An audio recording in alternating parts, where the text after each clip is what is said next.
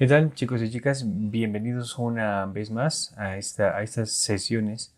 El día de hoy vamos a trabajar con este tema que se denomina morfosintaxis, ¿vale? Vamos a ello. Bueno, dice justamente que la morfosintaxis es la parte de la gramática que estudia la relación entre la morfología, que ya habíamos visto que la morfología es la estructura interna de las palabras, y la sintaxis, la forma en que se organizan las palabras en oraciones, ¿vale? Estas dos se combinan, justamente se centra en cómo los morfemas y las palabras se combinan para formar oraciones gramaticalmente correctas y significativas. Básicamente de eso va, ¿vale? Esto nos va a ayudar muchísimo para saber cómo se debe de colocar las palabras y cómo estas se relacionan con las otras. Eso me va a ayudar a redactar bien, a expresarme bien y a poder hacer un trabajo de la mejor forma posible, de forma formal y escrita, ¿no? Vamos entonces a analizar un poco los conceptos. Morfología. La morfología es el estudio de la estructura y la formación de las palabras, es decir, cómo se compone, ¿vale? Examina sobre todo cuáles son los morfemas por los cuales esta está compuesta. Muy bien, aquí tenemos un ejemplo, ¿no? Tenemos la palabra niños de este lado y se compone del lexema nin, que ya vimos que los lexemas justamente son la raíz de una palabra, son lo que tiene un significado, ¿vale? Pero este significado se completa a la hora de ponerle un morfema, ya sea de género o de número. Por ejemplo, niño, niña, por ejemplo, ¿no? Ya se le pone ese morfema de género o se le pone uno de número, que sería la S, niños y niñas. Entonces, la morfología nos ayuda justamente a separar la raíz léxica y de los morfemas de número y de género, para saber cómo es que se componen las palabras y cuando yo empiece a escribir, estas tengan concordancia, que ahorita vamos a ver más adelante a qué se refiere con eso. Muy bien, ahora procedemos con la sintaxis. La sintaxis es el estudio de cómo se organizan las palabras dentro de las oraciones, ¿vale? Ya no me interesa tanto justamente cómo se compone una palabra, sino además cuál es el papel que juega dentro de una oración. Básicamente eso es la sintaxis. Se ocupa de la estructura de las oraciones y las reglas que rigen su formación. Por ejemplo, en español, la estructura básica de la oración es sujeto más verbo más complemento, ¿vale? Todas las lenguas del mundo tienen su propia sintaxis, ¿vale? Eso quiere decir que hay reglas para escribir, como aquí bien lo marca. Nosotros usamos el sujeto, verbo, complemento o también objeto, por decirlo así, ¿no? Aquí tenemos un ejemplo más práctico. El perro corre en el parque. ¿Vale? Nadie dice en el parque corre el perro. Si fuéramos Yoda de Star Wars, así hablaríamos. Pero nadie habla así. Porque el español se rige mediante esta regla sintáctica. ¿Vale? Entonces, de cierta forma, aquí podemos saber quién es el sujeto, el perro. ¿Cuál es el verbo? Correr. ¿Y cuál es el complemento? En el parque. ¿No? También funciona de la siguiente manera, ¿no? El perro come croquetas, por ejemplo, ¿no? Por eso también nosotros hablamos en esta regla de sujeto, verbo o objeto, ¿no? Y el objeto es donde recae la acción del verbo, ¿vale? Entonces, esa sería la manera práctica en que nosotros hablamos y escribimos el español.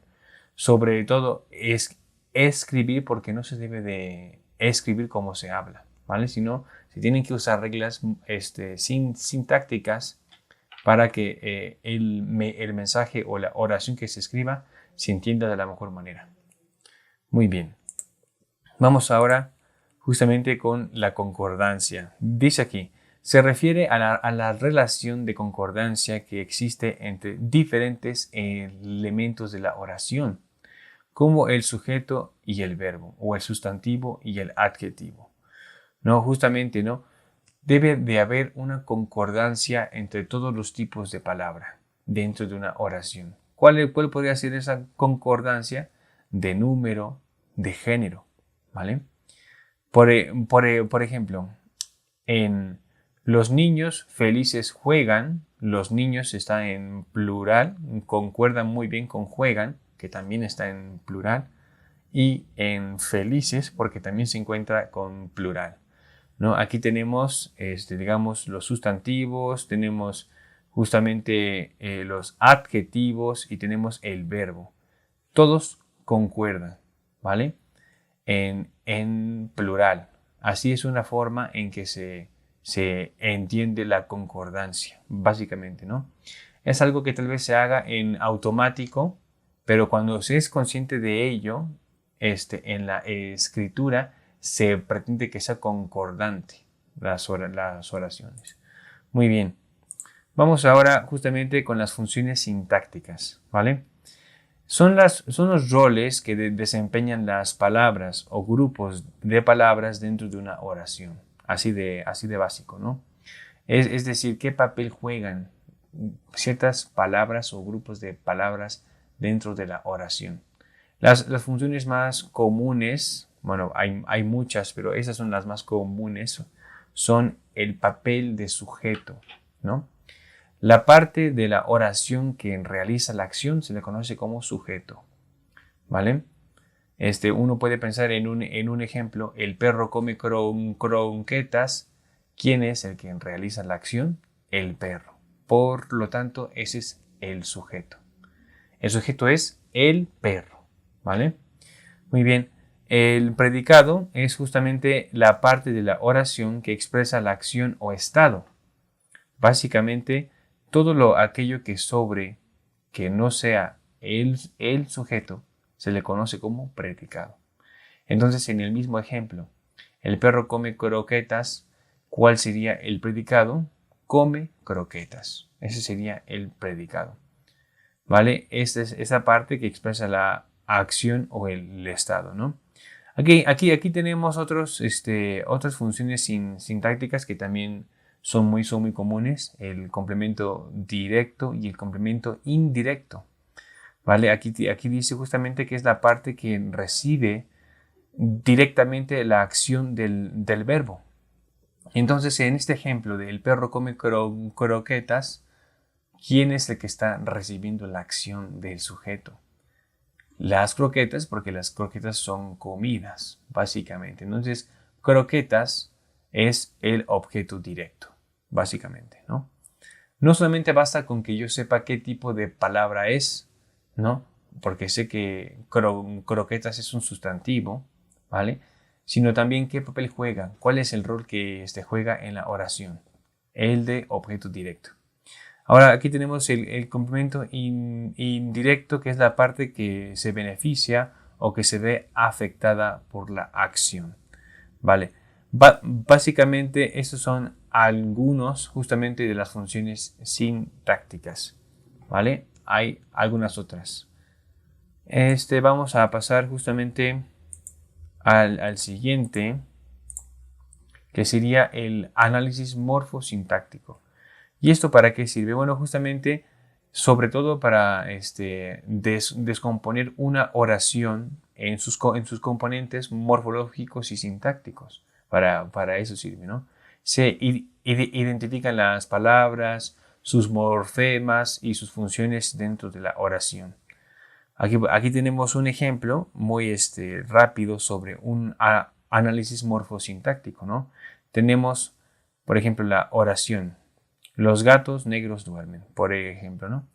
Tenemos el sujeto, los gatos negros, el determinante, que sería los, que también se conoce como artículo, el núcleo del sujeto, que se conoce como gatos, ¿vale? Básicamente, el adjetivo, que serían negros, ¿vale? El predicado, que serían duermen, y el verbo, que serían duermen, ¿no? Dirán, profe, ¿por qué se repite aquí? Porque dentro, tanto como el sujeto tiene su núcleo, que sería gatos, el predicado también tiene su núcleo, que sería el verbo, duerme, básicamente, ¿no? Eso sería un análisis morfosintáctico. Sirve justamente para saber si la oración o si la redacción tiene todo en orden. Básicamente, que no haya faltas o fallas de redacción y el mensaje llegue de la mejor forma posible. Bien, eso sería por el lado de el análisis. Y ya por último tenemos la propiedad de flexión, que es el proceso mediante el cual las palabras cambian su forma para expresar diferentes categorías gramaticales, ¿vale? Como tiempo, género, número o modo.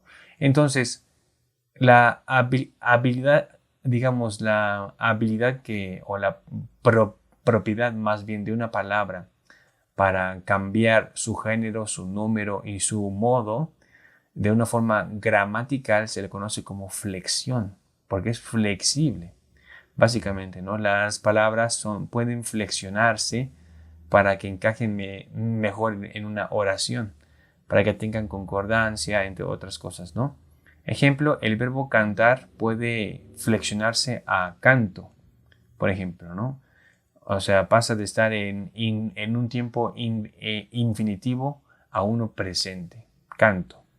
O cante, si se quiere dar cuenta del pasado, o cantaré, si se pretende hablar desde el futuro, ¿no? Entonces, de esas formas sirve la flexión, ¿no?